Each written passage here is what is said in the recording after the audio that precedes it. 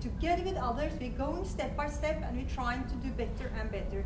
If we have one best practice in one place, that is what we try to introduce in another place, either that is stated in those rules and regulations or not. If we think that is the best for the fish we farm and also for the environment around us, including also the people we have in our organization. And that's our standard, that's what we aim at. But of course, like most others, we aren't perfect, but we're getting better day by day, and that's what we're striving for. Thank you. Okay, there is one. Are there more? Martin. Mr. Chairman, a leader, an icon really in British Columbia during these election private transportation project. Okay. Gaelic the Hamas local Nugwa Owari guys and Aka Quackwa Sutino Kwatmis, Uskama Zawdin. Owiga Hutli Lakala and Wastam Quatnala. Man Wastam Ginoka Kas local like Guktamas. All a Gallic loop while a Mayukwana Kas local like Quackwa Sutino, the Kwatmis. We lot make and Skulka Post. Quakwala Gachano, Mayukwana. The traditional name is Owari. I'm the traditional, or I'm the elected chief of the Kwet'suwet'en of the Kwatmis First Nation.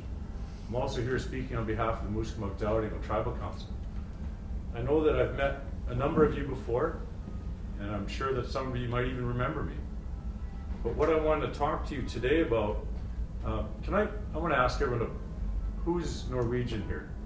Can I have a show of hands, please? That's many of you. And it's no surprise to you. I'm quite sure that you're very proud of being Norwegian people. I have no doubt in that. Very prosperous country, have done well in various industries, exporting this industry around the world. And I also know that the United Nations has also recognized the wonderful place that is Norway, that is the institutions of this country, that is the business practice of this country is recognized by the highest international organization in the world. And you should be very proud of that. I'm very proud of Norway for voting yes in favor of the United Nations Declaration on Indigenous Peoples' Rights. I have delivered to the folks up here at the front a collection of documents from our tribal council, from some of the First Nation organizations in the province of British Columbia and Canada, all three of them. It is very rare that you'll find a topic that all three will write a letter of support. Salmon is one phone call. 2 days later I had these letters. Such is the importance of salmon to our people in Canada, and particularly the First Nations people. Now what I'm asking you is, do you support your government? Do you support that the United Nations recognizes Norway with the standing that it does? I would hope you would. Because in that Declaration on Indigenous Peoples' Rights, it asks you, as a company from Norway, to come and engage with the Indigenous people about your activities, about safeguarding the environment, and about safeguarding our traditional foods for us.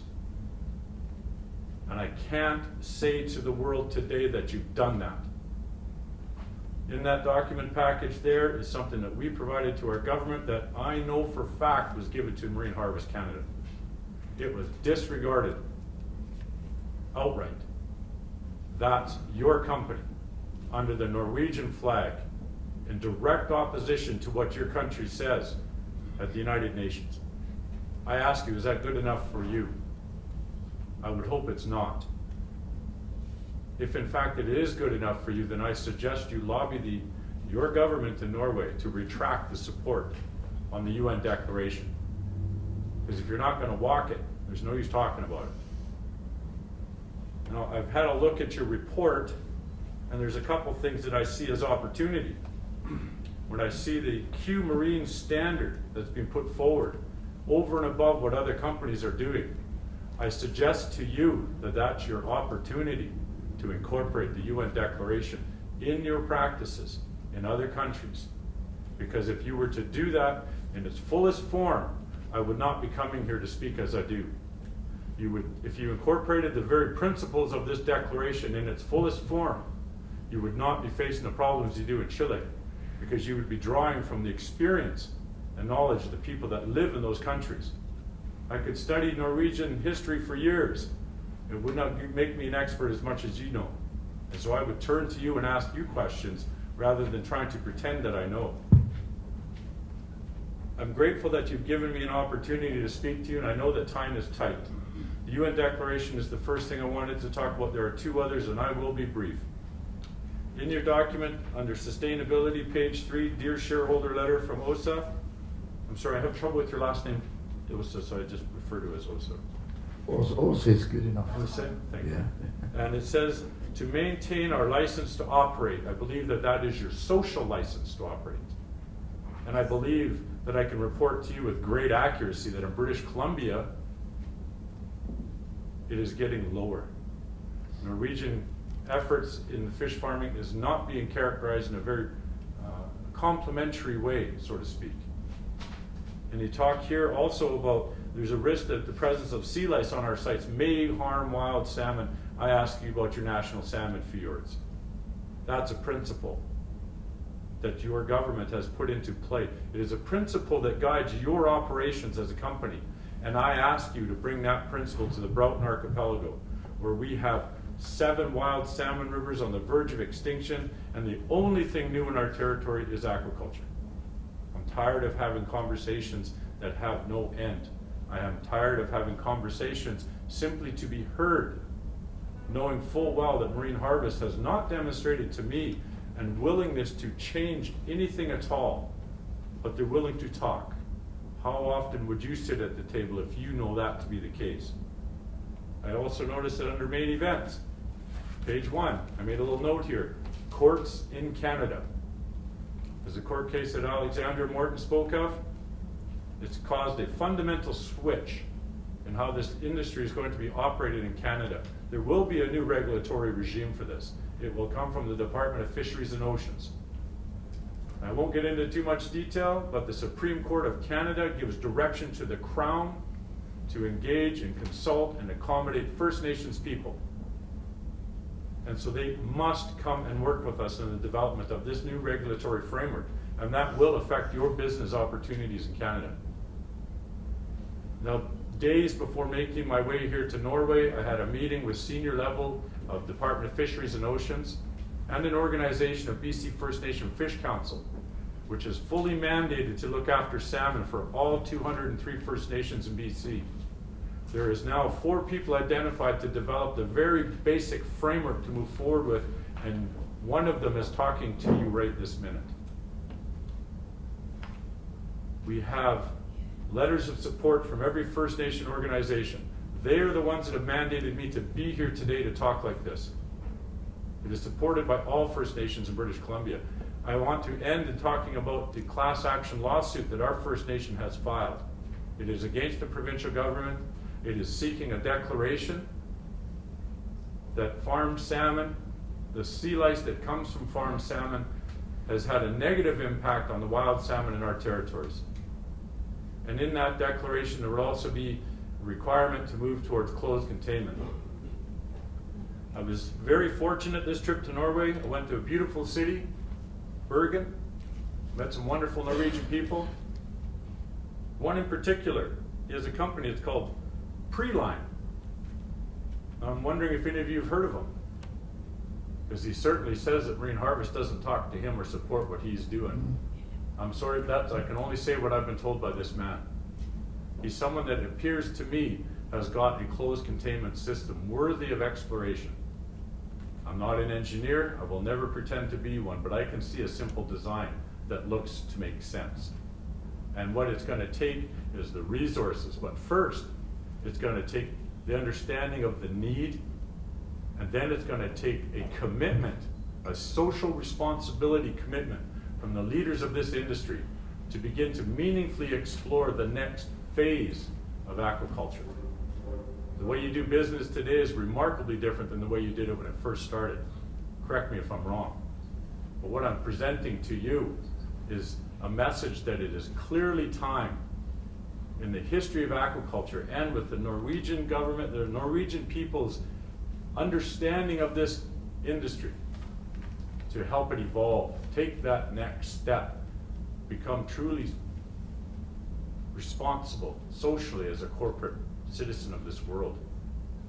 Now, I've got in that letter, I've had a brief chat with OSA, and she asked if I'd be willing to talk about what it is that we have.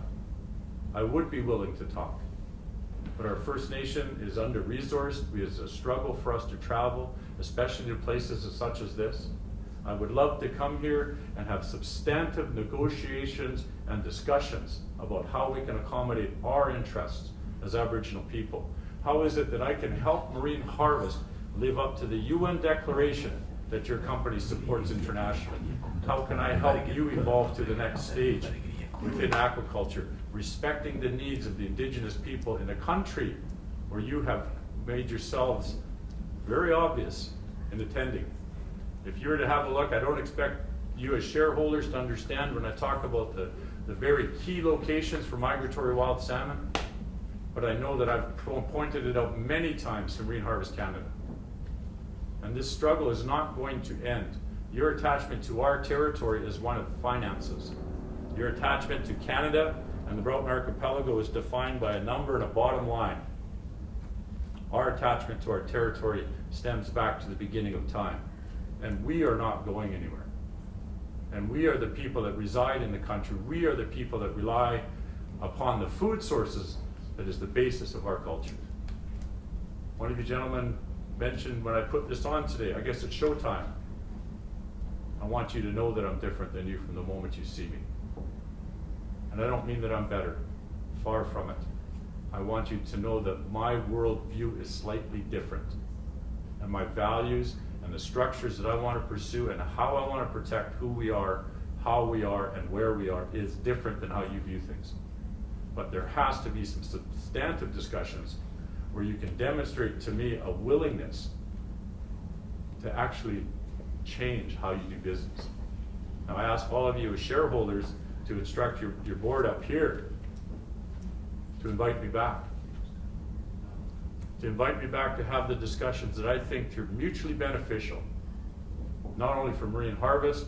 You can be the leader in your country. CERMAC will have to follow suit. Then you will be living in accordance with the declaration that your nation has made in the United Nations. Now today, I speak with a lot of passion. I have no choice. This is our livelihood, this is who we are. But in the past, I've closed with a song, and I chose not to do that this time. It is our tradition as First Nations people, and this is where I want to express to you the fundamental difference. Your wealth is defined here. Right? Bottom line, profit margins, quarterly reports, amortization of capital assets. Right? In our way, when we host potlatches and feasts, our family and our nations invite you. Our family and nations pay you to be a witness to what we do. And it is more in the giving that establishes our wealth amongst our people than it is in amassing wealth for myself. Of course, not being fortunate enough to own several million shares of Marine Harvest, my gift is a little bit more humble. What I have is I brought a set of earrings for OSA. I thought of you before I left Canada. And what they are, my cousin Rory does this. There's a wolf on each of them. And to demonstrate that attachment to our land and our territories from time immemorial, there's a legend amongst our people which we refer to as Kawadilakla. Don't worry, I'd never expect you to say it. And the brother was Kwilili, the two wolves, which are foundational to our tribes. So I thought it would be a fitting gift to give OSA. So perhaps on an evening when she wears this out with family and friends, that she can remember that I came with very clear and strong words, but I left in friendship, so we can work towards a solution which will help all of us. But most importantly, it will help the wild salmon in our territory, which is the lifeblood of our country, and it is a treasured resource around the world. In closing, I need to express to all of you the gratitude that I have for Alexander Morton. The work that she has done, the commitment that she has shown to our people's territory is astounding. And when she speaks for us. And I know that, without a doubt and without any question, I will state that to you. Alexander Morton is one of us. And we stand behind the work she does, and we stand behind the commitment that she shows. Thank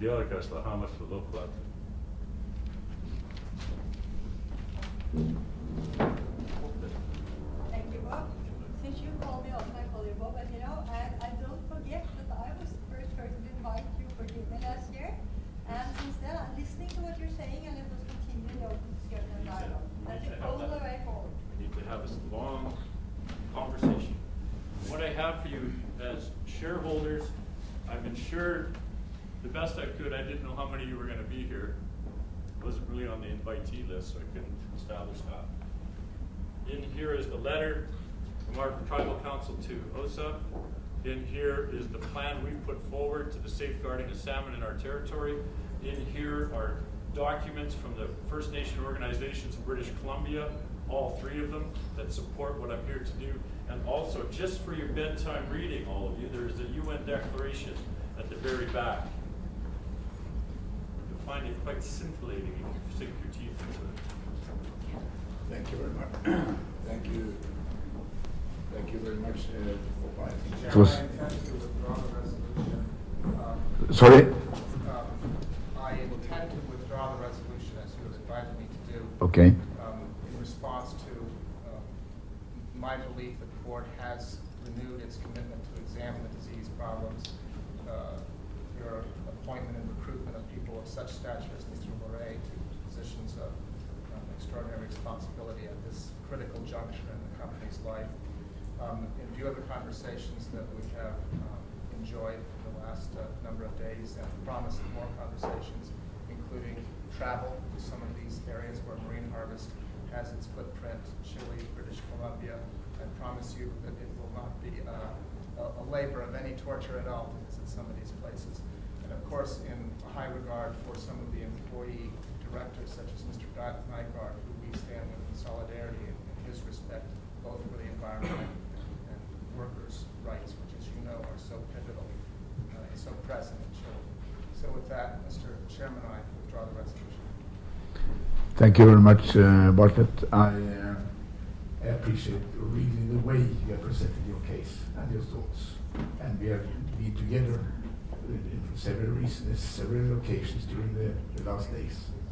And I'm sure that also will carry those earrings with proud. And don't forget, well, next time, hopefully we could have a better conversation about the things.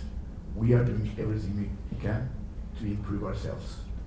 And we have a really responsible attitude to the environment. That's what I can assure you. I'm going to present to you much better numbers in 1 year from now. Thank you very much. Generalförsamlingen är helt.